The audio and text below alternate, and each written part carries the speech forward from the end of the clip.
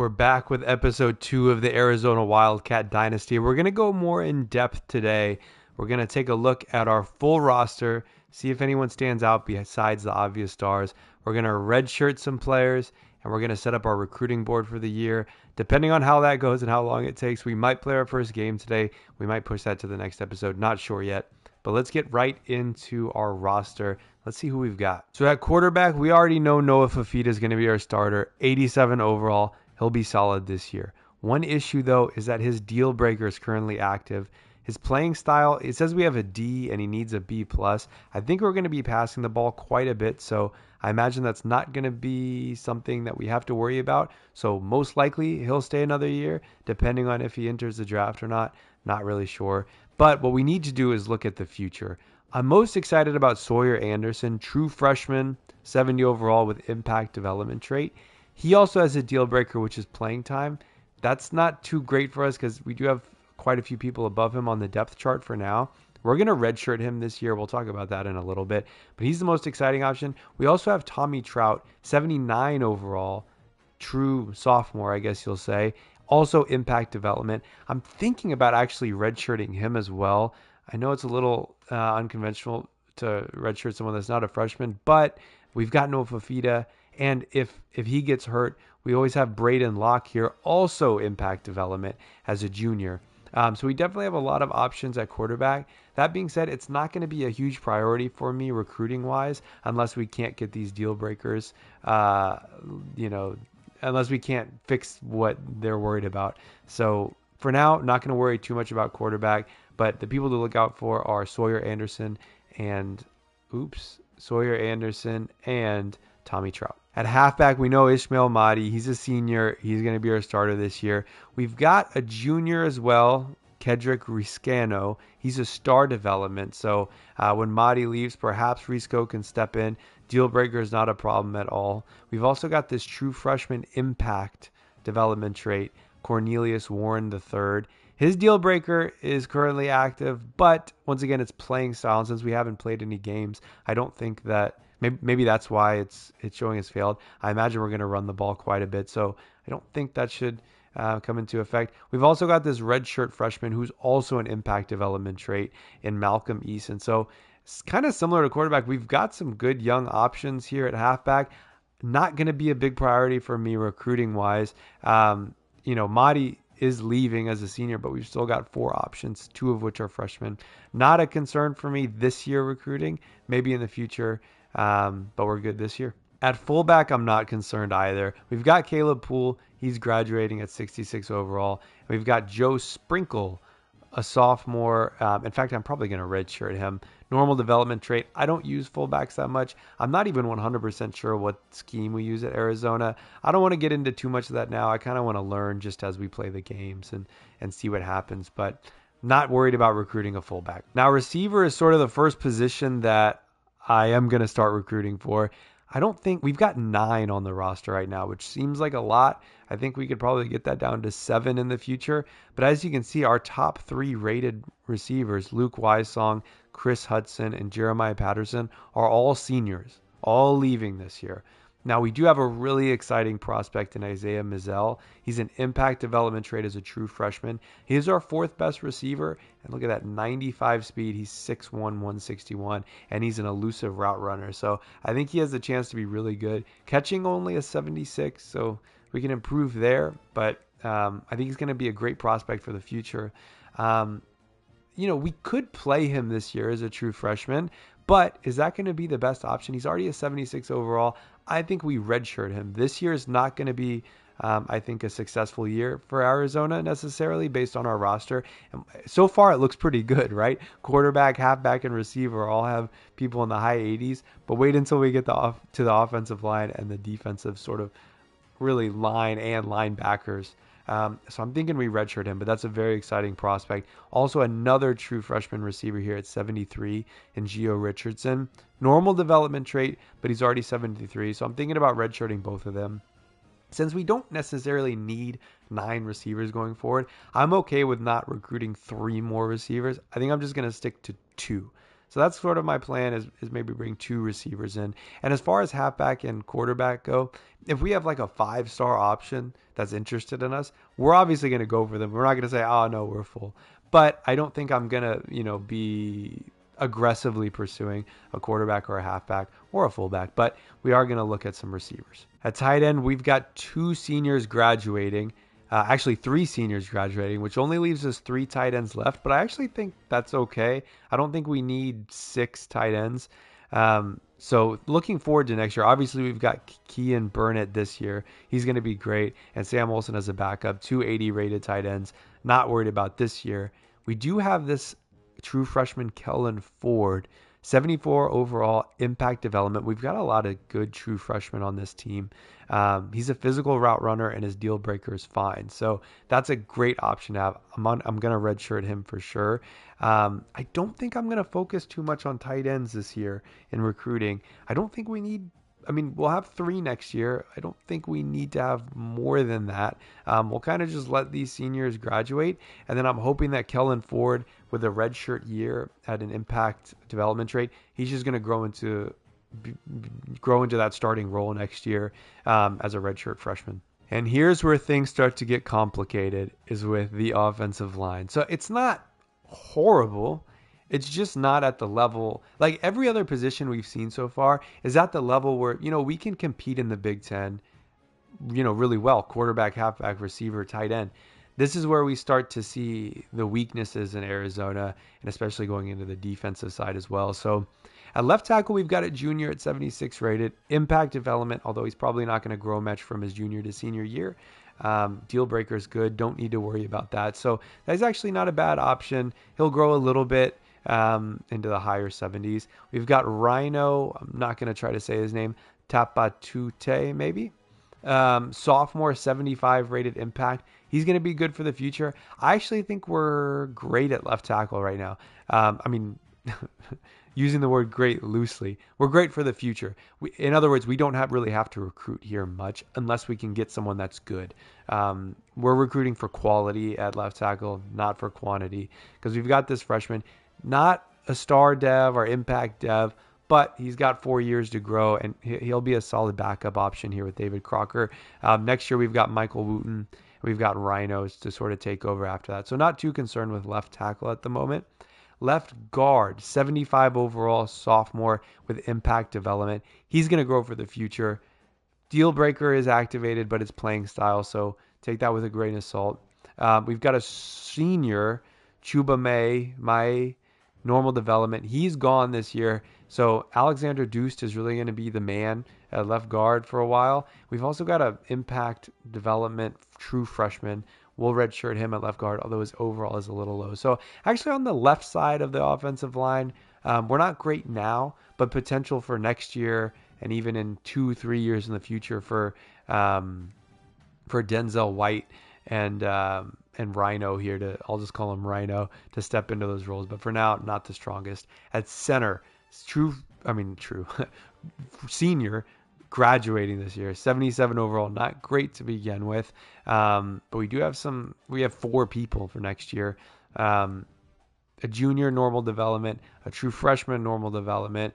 Everyone's really normal development except for this junior, and he's only 72 overall. So center, again, not a place that we need to recruit for numbers, but rather for quality. So all across the offensive line, that's sort of the mentality to have. We've got 2 right guards graduating, including our starter, DeCambra, and our lowest rated, Jordan Brown. But we do have 2 freshmen here, 1 true, 1 redshirted. The redshirt freshman's in impact development, but he's only 69 rated. So we're going to really have to see how he grows in the offseason. Same with Junior Sampson here. But again, an area we need to improve upon. Our top 2 right tackles, which they're not that great to begin with, 73 and 70 overall. Both seniors graduating. We've got 2 freshmen, both of them normal development, and both under 70 overall. So the right side of the offensive line, more work to do than the left side. I need to do some work at center as well. But that's what we've got a whole year of recruiting for. Our highest overall starting offensive lineman this year is going to be at 78 here with Kana DeCambra at right guard. So yeah, not the strongest core compared, especially to our skill position players. Now we've got a high 80s left edge here with Trey Smith, 86 overall. He's a senior. Unfortunately, his backup, Malachi Bailey, also a senior graduating. And we've just got two normal development guys below them. On the right side of the edge, no one's graduating, but just normal development. So no impact players on the edge. So that's going to be a position, the edge guys, the defensive ends that we really need to focus on in the offseason. Also going into D tackle, our top guy is gone. We do have an impact development, Jara Anderson, here as a backup. He's only a sophomore, so he's going to grow a bit. But with 68, and 67 overall below him, we're going to need to spend a lot of time on the defensive line, and I think even more so than the offensive line. So I'm looking to recruit at least 3 edge players and 1 D tackle, and I think they need to be pretty good. So we're looking at quality and quantity for the defensive line. And things start looking worse with our linebacking core. At the Sam position here, we've got a redshirt freshman who's our highest overall, which is a good sign, except when you see that there's 67 and his 2 backups are 59 and 52. Lots of work to do at that position. In fact, we might think about moving one of these guys or one of these guys over here just for the overall, Now, Stacey Bay, he is an impact development, so there's a chance he continues to grow, but this means that he's already had a year to improve. So I don't know what he was last year, but 67 overall there. And we definitely need players at that Sam position. At middle linebacker, we've got 1 senior graduating. So I think we should bring 1 person in. We got a true freshman, normal development. We've got this impact development here. And then Tay Brown will probably be the starter this year and going into next year as well. At will, we got a true freshman. Now, this guy's exciting. Myron Robinson, true freshman, 75 overall, star development. I'm going back and forth on whether we should redshirt him or not. Since we're not competing this year for necessarily the Big 12 championship or a playoff spot, I think we should redshirt him and just see how high his ceiling is and look farther down the future. We've got 2 seniors graduating here and then an impact development junior. So I think my plan as far as linebackers go, we definitely need someone in the middle, and we definitely need someone to replace these 2 seniors. At Sam, I don't think we don't need numbers. We need quality. I'm hoping Stacey Bay improves quite a bit. But across all the defensive line and linebackers, definitely need a lot of attention recruiting throughout the year. Now at corner, we're not so bad. Our top guy, Traden Stukes, he is graduating, but we've got a junior here that's also 82 overall. Unfortunately, he does have a deal breaker for championship contender. I don't know that that's going to improve this year, so we might be losing Javion Cole. But behind him, we've also got a junior, Marquise Groves Killebrew, star development. Then we've got another senior who's graduating, true freshman, impact development at 72. We'll redshirt him for sure. I'm thinking since we're losing 1, 2, 3, 4, 5, 6, 7, 8. We've 1, 2, 3, 4, 5, 6. Yeah, we got 7 or 8 cornerbacks. We're losing 2. We're losing 3. I think I'm okay. Yeah, let's bring in 2 as a replacement to get back up to 7. I don't think we necessarily need 8 corners. So we'll plan on bringing in 2 through recruiting. At free safety, we've got a 78 overall here in Genesis Smith. He's an impact development, so he'll grow a little bit. Unfortunately, his deal breaker is brand exposure. I don't know that we're going to be able to increase that this year, so we might be losing him. Luckily, we've got a sophomore as his backup that's an impact development trait, Jack Luttrell. We've also got Oscar Burris as a true freshman. He'll be redshirted. I don't think we need to do much here, honestly, with free safety unless we find someone that's really good. We just got to hope Genesis Smith stays and that Jack Luttrell can grow. At strong safety, we've got a great option in Dalton Johnson. Unfortunately, he's leaving. We do have this redshirt freshman, normal development, and this redshirt sophomore who's impact development. I think we want to probably get 1 or 2 safeties, definitely 1 strong safety. We'll see about the free safeties. At kicker, we've got two people that are both freshmen and sophomore. I'm not even going to think about that. We do have a senior punter that we'll need to replace. So that's how we're looking this year. That's how our team stands preseason in 2026. Top two players are skill positions in Ishmael Mahdi and Noah Fafita. We've also got Luke Wysong here. They're going to sort of lead the offense, while Trey Smith here, defensive end, and Dalton Johnson lead the defense. To summarize everything that we just said, offensive line, defensive line, and linebackers have to be our priority. Let's take a look at the prospect list and see who we can start recruiting. So I went ahead and found some prospects that sort of fit our recruiting goals. We're just going to go position by position. Arizona is tough to recruit with. Let me tell you, in the top 300 players, in the top 300 recruits, only one person has any interest in Arizona. And like I said, we're not going to focus on quarterback, but that person is Keontae Lavelle. He's a halfback, 5-star. He's in California. It's strange. We're 10th. We're not even on the screen right now. We're 10th. But we got to at least try to get him. At receiver, there was only really one person that was interested in us. Everyone else is like 3-star below, and I just don't feel the need to focus on 3 stars this early on, as there'll be 3 stars available later down the line. So we've got Willie Harris here, 4-star, 5'9". He's a route artist, so we'll try to go for him.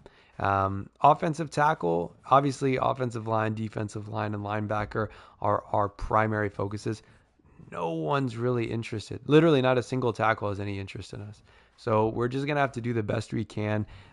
We've got some pipelines, obviously in Arizona, but also in California and in Texas. Those are our 2 primary pipelines. So just tried to find players that we can at least try to get some 4 stars. Like I said, we can always try to get 3 stars later. At guard, same sort of idea. We have this guy, Timothy Abushi, who's interested, and Cornell Whitehead, but that's it. Those are the only people at guards. I'm not going to include like 2 stars, but really those are the only people that were interested. So we are going to have a tough time recruiting this year, and we might just have to accept the fact that we have to heavily rely on 3 stars this year. Maybe 4 stars are out of the question. Like I said, we got to at least go for some of these 4 stars before we start settling for the 3 stars. At center, we had Nate Adler here, who's 7th. Stephen Kuhn's not at all interested. At edge, no one that's interested. Really tough to accept that. So just going to have to try to fight our way in with some of these prospects. I added a 5-star here, just a little cheeky, but yeah, we'll add him in there. There's a couple 5 stars sprinkled throughout. A D tackle, we also need some players. So no one interested. Again, no one that's at the level that we're looking for is interested. Outside linebacker, no one interested. That's of the level we're looking at. Once again, snuck a 5-star in there. Most likely we're going to have to stick to 3 stars though, but we'll see what we can do. Who knows? I just realized I didn't add any Mike linebackers. Did I need a Mike linebacker? I'm going to be honest, I don't remember. Yeah, I just checked my list. I do.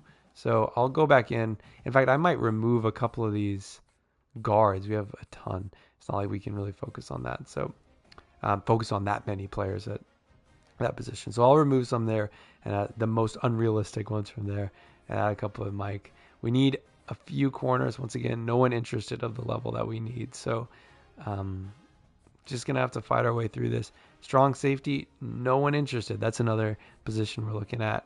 But we're just going to put points towards these players and see what happens. I put the number 1 punter on our board. Who knows if they're interested? We'll do our best.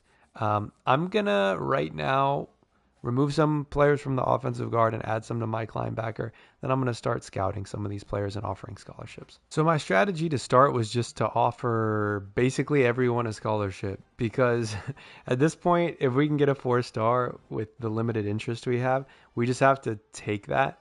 And I don't really care how good they are at that point. It's going to be better than getting, spending a bunch of time scouting 3 stars and trying to find options. So I offered scholarships to pretty much everyone who I can, knowing that they're probably going to decline us at some point. We'll get all those scholarships back.